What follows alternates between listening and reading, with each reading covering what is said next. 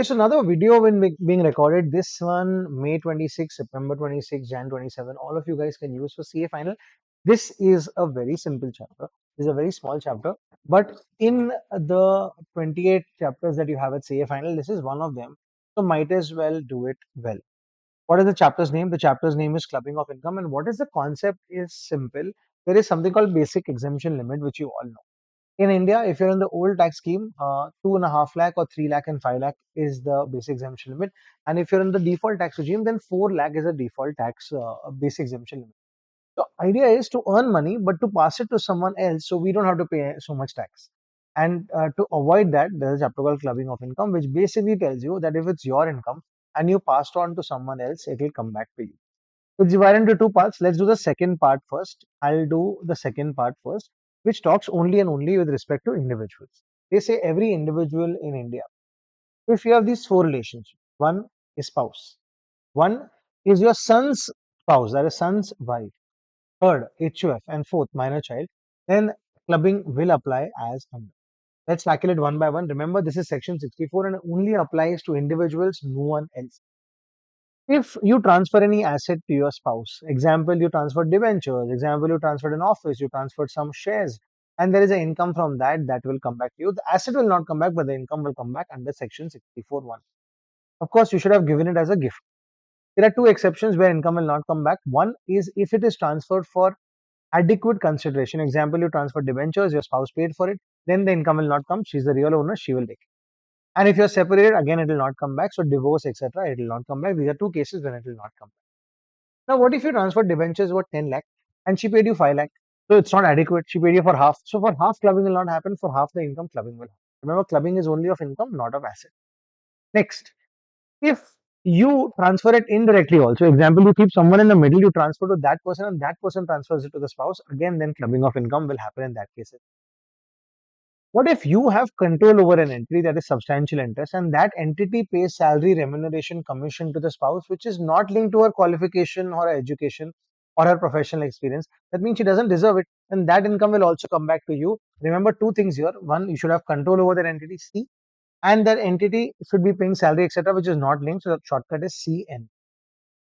And last, guys, if a husband and wife both have control or both have substantial interest over a company, example, Narayan Murthy, Sudha Murthy, both have control over an entity, and the entity pays salary, remuneration, commission to both the persons, then it will be taxed in one person's hands only.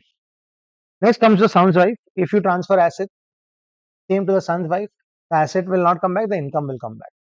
Next, minor child. Guys, remember till now, whatever we've done, only the first level of income will come back. Accretion to income, the second level of income will not come back. Let me explain.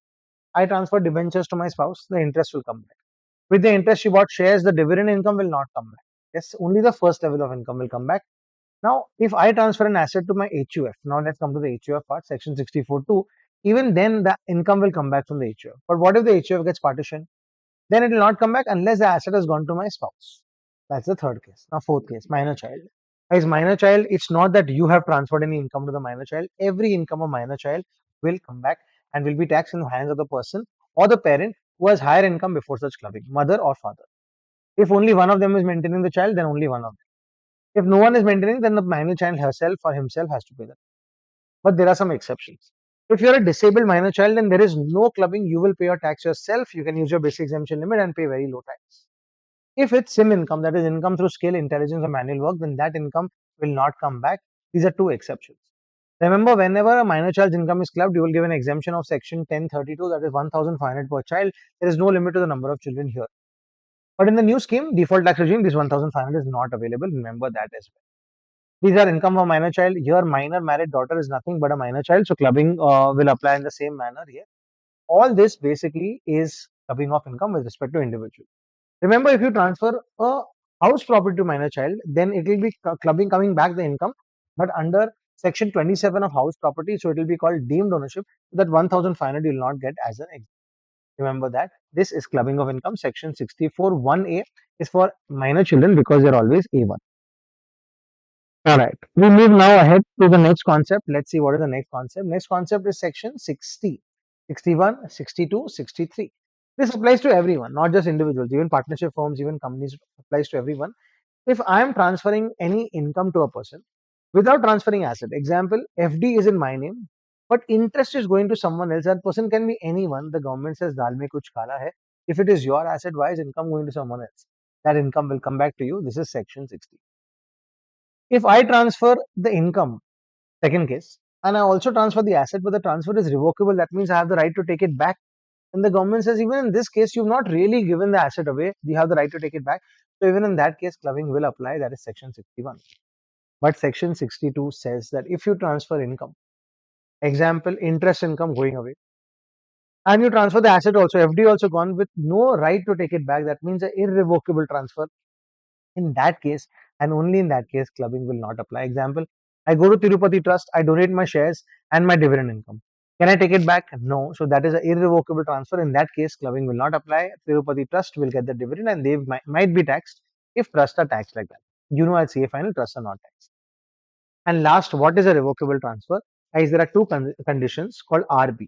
If I have the right to take it back, I might not take it back, but I have to have the right to take it back.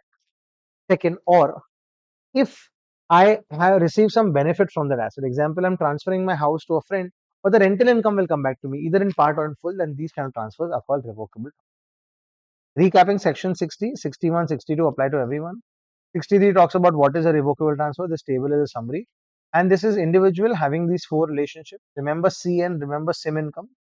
Now, one, two small concepts. If I transfer an asset to my spouse, example, gold of 10 lakh rupees, and she starts a business with it, then that business's profit and loss will also come back to me. What if she has her own gold? Then we have to see the proportion as on 1st of April. Example, I give her gold of 10 lakh and she has her own gold of 10 lakh. With 20 lakh, she does a business which makes a profit of 3 lakh. Then 1.5 lakh will come to me because the proportion you have to see on the 1st of April or whenever you start the business, whichever is late. Clubbing basically happens of income, clubbing also happens of losses.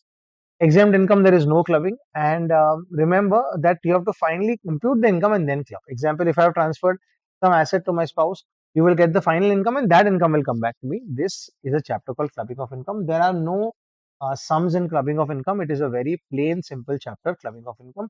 You can watch this quick book, read from it, and revise. All the best. We'll move over to the next chapter now. You can now do the sum from this chapter from ICM.